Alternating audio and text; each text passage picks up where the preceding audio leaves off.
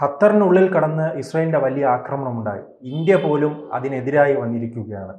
ഇത്തരം നടപടികൾ ഇസ്രായേലിനെ ലോകരാജ്യങ്ങൾക്ക് മുന്നിൽ വലിയ രീതിയിൽ പ്രതിസന്ധി ഉണ്ടാക്കില്ലേ? എന്തോന്ന് പ്രതിസന്ധി? ലോകരാജ്യങ്ങൾ വിചാരിച്ചാണ് ഇങ്ങനെ പണി കൊടുക്കണം. അങ്ങനെ ഖത്തറിനെ കേന്ദ്രീകരിച്ചുകൊണ്ടാണ് ഈ പറഞ്ഞിട്ടുള്ള തീവ്രവാദ ഗ്രൂപ്പുകൾ, പല മുസ്ലിം തീവ്രവാദ ഗ്രൂപ്പുകൾ പല രാജ്യങ്ങളും ആക്ട് ചെയ്യുന്നത്. ഖത്തർ എല്ലാവർക്കും സ്വീകാര്യനായ അമേരിക്കയുടെ സഖ്യകക്ഷി ആയതുകൊണ്ട്, ഇഷ്ടം പോലെ പൈസ ഉള്ളതുകൊണ്ട്, ഇഷ്ടം പോലെ ഈന്തപ്പോയ ഒട്ടകത്തിൻ്റെ ഇറച്ചി ഉള്ളതുകൊണ്ട് എല്ലാവരും അവർ കയ്യിൽ എടുത്തു വെച്ചിട്ടുണ്ട്.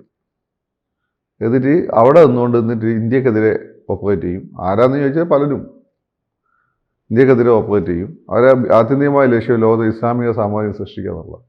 അതാവുന്നവരെ അവർ മിണ്ടാതിരിക്കുന്നത്. അവർക്ക് അതിൻ്റെ ഹെഡാവണം. അതിനുവേണ്ടിയാണ് അൽ ജസീറ ചാനലൊക്കെ അവർ ശ്രമിച്ചുകൊണ്ടിരിക്കുന്നത്. ഇത് ലോകത്തുള്ള രാജ്യങ്ങൾക്ക് എല്ലാവർക്കും അറിയാം. അപ്പോൾ ഖത്തറിലാകുമ്പോൾ ആരും ആക്രമിക്കില്ല എന്നുള്ള ധൈര്യമാണ്. അപ്പോൾ അത് മാറി കിട്ടില്ല. സത്യമായി ഇന്ത്യക്ക് ഒരുപാട് തവണ ആഗ്രഹിച്ചിട്ടുണ്ടാവും പണി കൊടുക്കണം. അത് ചെയ്യാത്തെന്ന് പറഞ്ഞാൽ നമ്മൾ ഇഷ്ടംപോലെ ആളുകളാണ് ജോലി ചെയ്യുന്നുണ്ട്. മാത്രമല്ല നമ്മൾ അവരുമായിട്ട് നല്ല ബന്ധമാണ്. അവരെല്ലാവരുമായിട്ട് അവരുടെ ആവശ്യം നല്ല ബന്ധം സൂക്ഷിക്കുന്നുണ്ട്. അതുകൊണ്ട് നമ്മൾ ചെയ്യാത്തതുകൊണ്ടാണ്. അപ്പോൾ ഇന്ത്യയും എല്ലാം ആഗ്രഹിച്ചതാണ് ചെയ്തിട്ടുള്ളത്. റഷ്യ ആഗ്രഹിച്ചിട്ടുണ്ടാവും. ഈ ചെച്ചിനിയൻ തീവ്രവാദികൾക്കൊക്കെ അവർ ഫണ്ട് ചെയ്യും.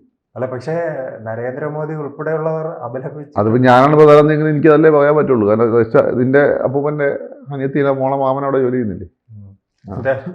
അതൊക്കെ ഉണ്ടാവും. പിന്നെ നമ്മൾ അവരൊരു നേരിട്ടൊരു കോൺഫ്ലിക്റ്റ് ഇല്ല. ഇപ്പോൾ ഉള്ള ആളുകളെ മൊത്തം ശത്രുക്കളാക്കണ്ടല്ലോ. അവിടുത്തെ തന്ത്രപരമായിട്ട് രാജ്യമാണത്. അതുകൊണ്ട് നമ്മൾ അവിടെയും ചവിട്ടി നമ്മളോട് അറിയിച്ചിട്ടുണ്ട്. ഇന്ത്യയിലെ അറിയിച്ചിട്ടുണ്ടാവും.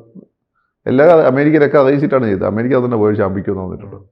അല്ല, അമേരിക്ക പിന്നീടാണ് അതാ പിന്നീടൊന്നല്ല, അവർ അറിയിക്കാതെ ചെയ്യുന്നില്ല അമേരിക്കനെ. പിന്നെ ഇതിൻ്റെ കാര്യം ജനങ്ങൾക്കെതിരെ അല്ല ഈ യുദ്ധങ്ങളൊന്നും.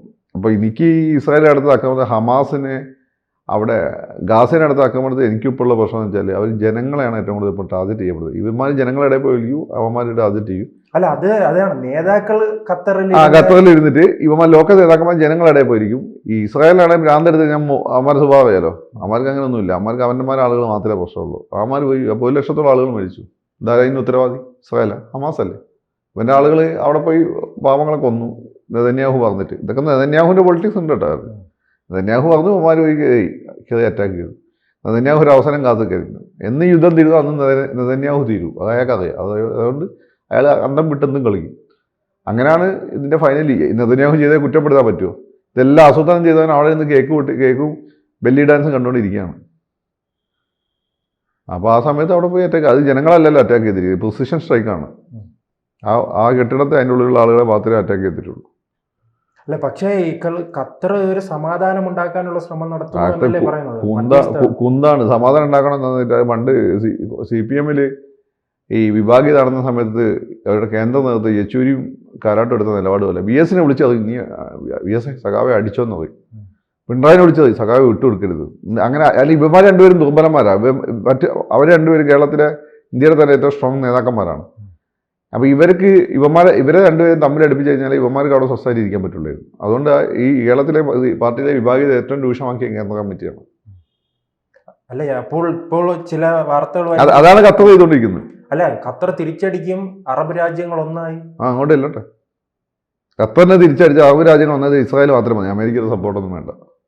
അതൊക്കെ F-35 പോലുള്ള വിമാനങ്ങൾ, അമേരിക്കൻ്റെ കയ്യിലുള്ള റഡാർ സംവിധാനം, പിന്നെ ഗൾഫ് രാജ്യങ്ങൾ അത്രത്തോളം വില കുറച്ച് കാണുകയാണ്. അമേരിക്കൻ്റെ ആയുധങ്ങളല്ലേ ഉപയോഗിക്കുന്നത്. പൊങ്ങണ്ടേ? അമേരിക്കയിൽ കിളിസിച്ചുണ്ട്. ഒരു ഘട്ടം ഇവന്മാരെ ഇസ്രായേലിനെ പിടിച്ചേക്കാൻ പറ്റില്ല എന്ന് തോന്നിക്കഴിഞ്ഞാൽ അമേരിക്ക എന്ത് ചെയ്യും? ഈ വിമാനങ്ങൾ ഡിഫങ്ക്റ്റ് ആക്കും. ഇത് പൊങ്ങില്ലല്ലോ. ആകെ വെറുതെ പറയുന്നത്. അവർക്ക് എന്നാ അറിയാം? അവർക്ക് അതിനുള്ള ശേഷി ഉണ്ടെങ്കിൽ ഇസ്രായേൽ അങ്ങനെ നിൽക്കുമോ? വിധത്തിലാണ് ശ്രമിച്ചു നോക്കിയത്. ഈ GCC രാജ്യങ്ങൾ ഇസ്രായേലായിട്ട് നേരിട്ടുള്ള യുദ്ധം നടന്നിട്ടില്ല എന്നേ ഉള്ളൂ. പക്ഷെ പല യുദ്ധങ്ങളും അവർ ഇൻഡയറക്റ്റ്ലി പങ്കാളികളാണ്. അല്ല, കുറെ നാൾ കൊണ്ട് തന്നെ അമേരിക്ക ആഗ്രഹിക്കുന്നുണ്ടല്ലോ. അമേരിക്ക ആഗ്രഹിക്കുന്നുണ്ടോ എന്ന് അറിയില്ല. ട്രംപ് പറയുന്നുണ്ടല്ലോ യുദ്ധം അവസാനിപ്പിക്കണം. ട്രംപിനുണ്ടായി. ഇവന്മാരെ തയ്യാറാവണ്ടേ? ഹമാസ് എല്ലാ ബന്ദികളെയും വിട്ടുകൊടുത്തു അല്ലല്ലോ. ബന്ദികളെ വെച്ചുകൊണ്ട് ഇപ്പോഴും വില വിഷയമല്ല ഹമാസ്. മാത്രമല്ല അവരവിടെ എല്ലാ ഏത് സമയത്ത് അവർ തിരിച്ചടിക്കില്ലേ? ഹമാസിനെ ലിക്വിഡേറ്റ് ചെയ്ത് കഴിഞ്ഞാൽ മാത്രമേ ഈ യുദ്ധം അവസാനിപ്പിക്കാൻ പറ്റുള്ളൂ. അത് ശരിയാണ്. പക്ഷെ പാവങ്ങളെ കൊല്ലുന്നതുകൊണ്ടാണ് നമുക്കത്. ഇസ്രായേലാണെങ്കിൽ ഈ സാഹചര്യം ഉപയോഗത്തിൽ കണ്ടുന്നവനൊക്കെ കൊന്നുള്ളതാണ് അവിടെ അവസരം മുതലാക്കുന്നുണ്ട്. അയാളെ സംബന്ധിച്ച് യുദ്ധം നീണ്ടു പോകണം. അത് അയാളുടെ ആവശ്യമാണ്. ഈ മണ്ടന്മാർക്ക് അത് മനസ്സിലായിട്ടില്ല. അല്ലെ ഇപ്പോൾ ഇത് 2 വർഷത്തിലധികമായി ഇങ്ങനെ തുടരുന്നുണ്ടല്ലോ, ഈ കരുത്ത് എവിടെ നിന്നാണ് ഹമാസിന് ലഭിക്കുന്നത്? ഹമാസിന് പോകാൻ ഇസ്രായേൽ ഇസ്ലാമിക് ബ്രദർഹുഡ് ഈ എല്ലാ ഇസ്ലാമിക രാജ്യങ്ങളും ഉണ്ട്. അവരൊക്കെ സപ്പോർട്ട് ചെയ്യും, പൈസ കൊടുക്കും. ആ പൈസ അവർക്ക് ഇങ്ങനെ പ്രശ്നം അവസാനിക്കില്ല. എങ്കിലല്ലേ അവർക്ക് സ്വന്തമായിട്ട് നേതാക്കന്മാർക്ക് പൈസ ഉണ്ടാക്കാനും മക്കളെ നന്നായി പഠിപ്പിക്കാനും പറ്റുള്ളൂ. ഇസ്രായേൽ ഒരു കാര്യം ചെയ്തത് നന്നായി, ഈ നേതാക്കന്മാരെ തട്ടിയത്.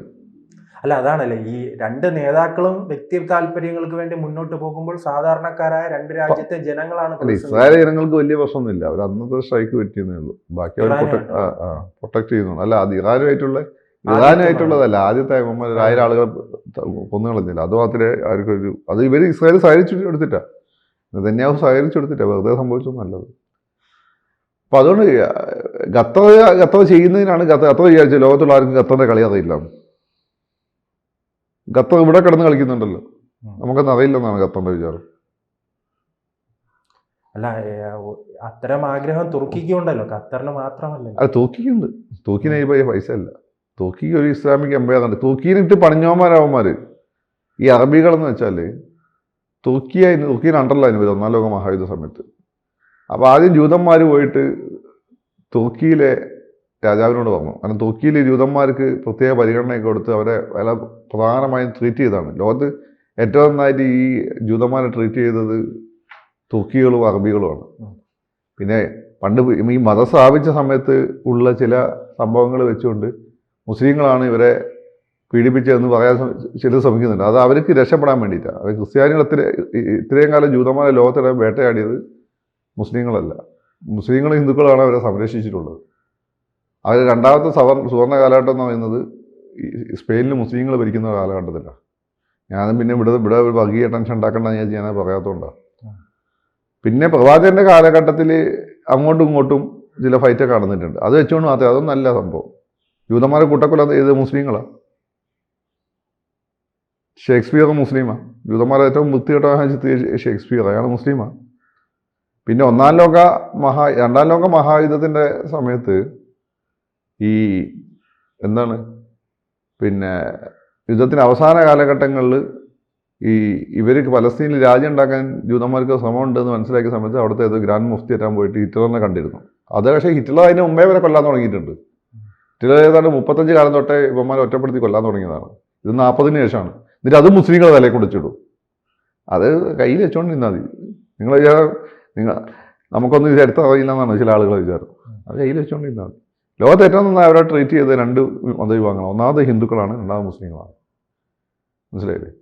പിന്നെ അതാണ് ഈ പാലസ്തീൻ വിഷയം വന്നതിന് ശേഷമാണ് ഇസ്രായേൽ വിഷയം. അതെ, ഇസ്രായേൽ വന്നോടുകൂടി അപ്പോൾ ഇവര് എന്ത് ചെയ്തെന്ന് വെച്ചാൽ അന്നത്തെ ഇയാളെ ഖലീഫിനെ പോയി കണ്ടു, തുർക്കിയിലെ രാജാവിനെ. അങ്ങനെ വന്ന് എൻ്റെ അറബ് സഹോദരങ്ങളെ ഞാൻ ഒറ്റ കൊടുക്കില്ല.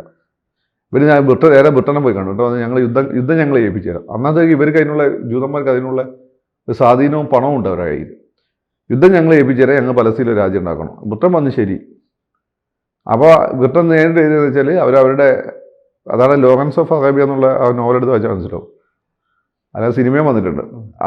അയാളുടെ റെപ്രസെൻറ്റേറ്റീവ് ഇടുക, എന്നിട്ട് അറബ് അറിയുന്നത്. എന്നിട്ട് മക്കയിലെ ഷെരീഫ്, അവിടെയുള്ള പ്രധാന പുരോഹിതനെ വരെ തുർക്കിയിലെ രാജാവിനെതിരെ, മുസ്ലിം രാജാവിനെതിരായി തിരിച്ചിട്ട് ബ്രിട്ടന് അനുകൂലമായ നിലപാടെടുത്ത് അവിടെ കലാപം ഉണ്ടാക്കി. അങ്ങനെയാണ് ഈ പ്രദേശം തുർക്കിയുടെ അണ്ടർന്ന് പോകുന്നത്. അവിടുന്ന് 2-ാം ലോക യുദ്ധ മഹാനാനന്തരം ബ്രിട്ടീഷുകാർ ഉണ്ടാക്കി കൊടുത്ത രാജ്യങ്ങളാണ് ഇപ്പോൾ കാണുന്ന സൗദി അറേബ്യ, ഖത്തർ, മറ്റേ എന്നൊക്കെ പറഞ്ഞു. അങ്ങ് മുമ്പ് രാജ്യമില്ല ജോർദാൻ. അതിലൊരു രാജ്യം ജൂതന്മാർക്കും കൊടുത്തു. അപ്പോൾ ഈ ഇന്ന് അറബികളെ അല്ലെങ്കിൽ പലസ്തീനികളെ പ്രശ്നം ഉണ്ടാക്കിയതാരാ? അറബികൾ തന്നെ ഉണ്ടാക്കി വെച്ച പ്രശ്നമാണ്. എന്നാൽ തുർക്കികൾ വരെ പ്രൊട്ടക്ട് ചെയ്യാൻ നോക്കിയതാ. അത് പറഞ്ഞുകൊണ്ടാണ് ഇപ്പോൾ എർഡഗൻ സപ്പോർട്ട് ചെയ്യാൻ തുടങ്ങിയിരിക്കുന്നത്. എർഡഗൻ ഒന്നും ചുക്കും ചെയ്യാൻ പോകുന്നില്ല. ഒന്ന് നാറ്റോയിലെ സഖ്യകക്ഷിയാണ്. ചുക്ക് എന്താ ചെയ്യാൻ പോയാൽ അയാൾക്ക് വിവരം അറിയും. ഇത്രയേ ഉള്ളൂ. ഇതൊക്കെ വെറുതെ ഓരോരുത്തന്മാർ അവരുടെ ആഗ്രഹങ്ങൾ പറയുന്നത് വിഷ്ഫുൾ തോട്ട്സ് എന്ന് പറയും. അങ്ങനെയൊക്കെ സംഭവിക്കണോ എന്ന് നമ്മൾ ആഗ്രഹിക്കുന്നുണ്ട്, പക്ഷെ നടക്കില്ല. തുർക്കി ഇവർ കുറച്ചല്ല ഈ പണി തുടങ്ങിയിട്ട് ഖത്തർ നമ്മളെ കൂടെ തോന്നിപ്പിക്കുകയും ചെയ്യും, ഉള്ളിൽ കൂടെ ഇട്ട് പണിയുകയും ചെയ്യും. എന്നിട്ട് ഞങ്ങൾ ചർച്ചയ്ക്ക് ശ്രമിക്കാമെന്ന് പറയും. ഇനി മറ്റവനെ പൊട്ടിച്ച് പ്രൊട്ടക്ട് ചെയ്യും. വേണ്ട, ചർച്ച ചെയ്യണമെങ്കിൽ അവരുടെ ആവശ്യമൊന്നുമില്ല, വേറെ ആളുകളുണ്ട്. കൂടുതൽ വാർത്തകളും വിശേഷങ്ങളും നിങ്ങളിലേക്ക് എത്താൻ ABC മലയാളം സബ്സ്ക്രൈബ് ചെയ്യുക, ബെൽ ബട്ടണും അമർത്തുക.